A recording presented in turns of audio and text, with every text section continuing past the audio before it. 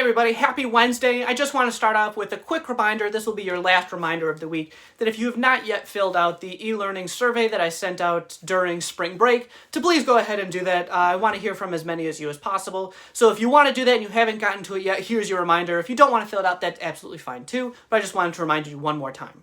With that then, I do want to start today with the QOD, and remember, you don't have to be writing anything down, it's just something to get your brain started.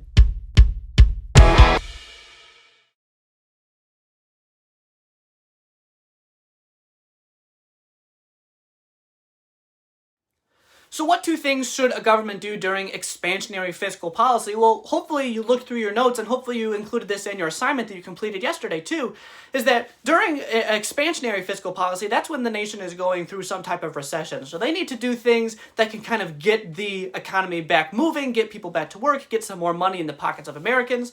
And remember, what two things does the government have control over? Well, they have control over taxes and they have control over government spending. So if they want to get more money back into the economy during expansionary fiscal policy, they want to cut taxes, because cutting taxes means Americans have to pay less to the government, so they'll have a little bit more money in their pockets. Or they want to increase government spending. And I realized I probably should have defined better, what does that mean? What is increasing government spending or decreasing government spending?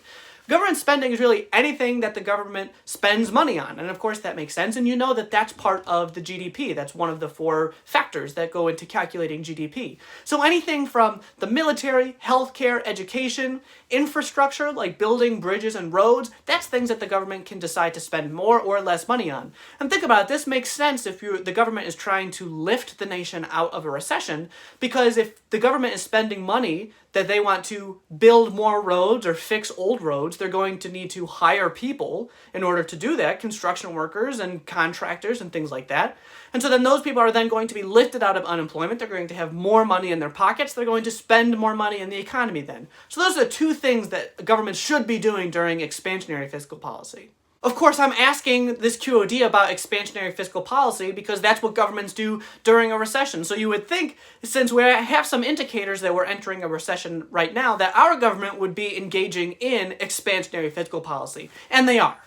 You may have heard that the federal government has recently passed the largest stimulus bill in American history to combat the economic effects of coronavirus. Spoiler alert here, the federal government is engaging in expansionary fiscal policy. They're trying to get the economy back on track. They're trying to help out the people who have been most affected by this. So we should take a look to see how this stimulus bill that has recently been passed connects to some of the concepts that we've been learning about in class. So I want you to take a look. There are two videos that I think do a better job of explaining what's in the bill than I would. They're very, very short, that will just give you an idea about some of the political battling that went on to pass the bill and then what actually is included in them. So go ahead, pause those. I will put the links in the description. If I can, I think I'm going to put them in a card up there so that you can just click on those and watch those. As you're watching, I do want you to pay attention to where the government is deciding to spend their money. So yes, they're engaging in expansionary fiscal policy. They're spending more money. They might be cutting taxes, but I want you to pay attention, who are they specifically targeting to help out in this package.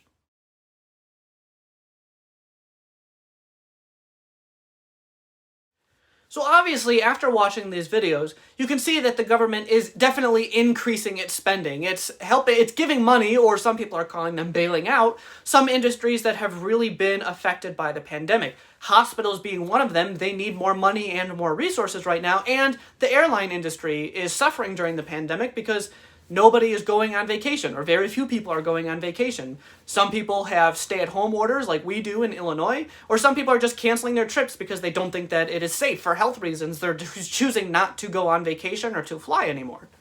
Something else that's in the bill that was not included in either of those videos too is that there's a delay of what's called the payroll tax. And the payroll tax is paid by both employers and employees, and it's a tax that's taken out of basically your paycheck to help pay for social welfare programs like Medicare and Social Security. And so there's been a delay on that you don't have to pay those right now. Eventually, employers and employees will have to pay those, but this idea of cutting this payroll tax or delaying this payroll tax is definitely an example of expansionary fiscal policy because they're trying to put more money in the pockets of Americans.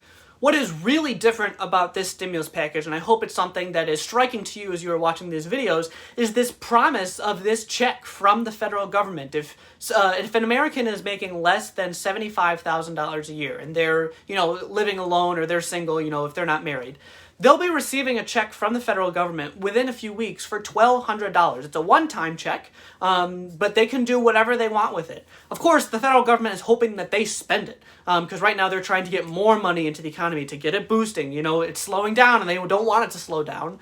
So $1,200 for people like that. Also, any family that has a child that I believe is under 16, they're getting an extra $500 on top of that. They're specifically targeting these people that need this financial help at this time. Also, this is not applying to people with larger incomes. So maybe this is kind of relates to the idea of the progressive income tax. If you are a single person and you're making more than $99,000 a year, you're not going to be seeing any money from the federal government. So the really, really rich people are not going to be seeing money. But anybody making less than $75,000, who are probably the people who have been hardest hit by this pandemic and the economic crisis that has ensued because of it, are going to be receiving actual direct money from the government. This relates to what we talked about yesterday in the primary source corner. This is an unprecedented problem, and here, part of the solution with this stimulus package, this is an unprecedented solution. We've never seen the American government just give money to certain Americans like this. There's social welfare programs where people, can be receiving food stamps and things like that, but never has America just been like, okay, here's $1,000 just for you to have in case you've lost your job, in case you need more money because of the economic crisis we're in. So here's an unprecedented thing that's also happening. All of these things are happening at once. If you have a question about how is America actually going to be paying for this, how are they paying for $1,200 for every American who's making less than $75,000 a year? How are they spending billions of dollars to help the airline industry and hospitals and other industries? That's a very good question, and we're going to be getting into that tomorrow about maybe some problems or some issues that people see with fiscal policy, but hold on to those questions, and we're going to try to answer them tomorrow.